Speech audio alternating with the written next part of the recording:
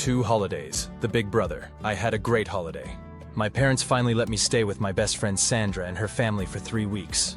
Sandra's family owns a lovely cottage at the seaside. Her parents are really cool. They didn't bother us at all. We slept late, had big breakfasts, and then went to the beach. We swam and dived. I even tried water skiing once. It's so difficult. I don't think I ever want to try it again. It's definitely not my cup of tea. In the evenings, we took a walk to a nearby town, sat in cafes and chatted. Steve usually came along too. He is Sandra's brother, a great-looking guy just 3 years older than us. Very funny too. We spent a lot of time together, and you know what? I think I'm going to hang out at Sandra's place even more this year. A surprise from Sweden. I really wanted to go camping with my friends this summer, but my parents said no. I was too young for a holiday on my own. So we went to the mountains again. The same place, the same hotel. I was prepared for a terribly boring holiday. When we got there, it was raining.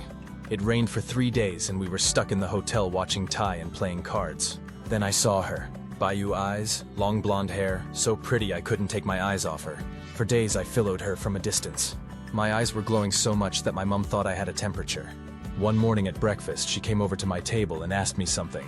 My heart was beating so fast I couldn't understand a thing.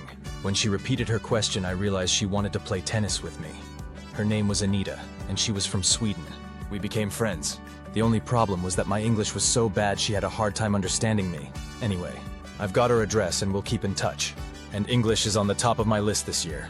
Guess why?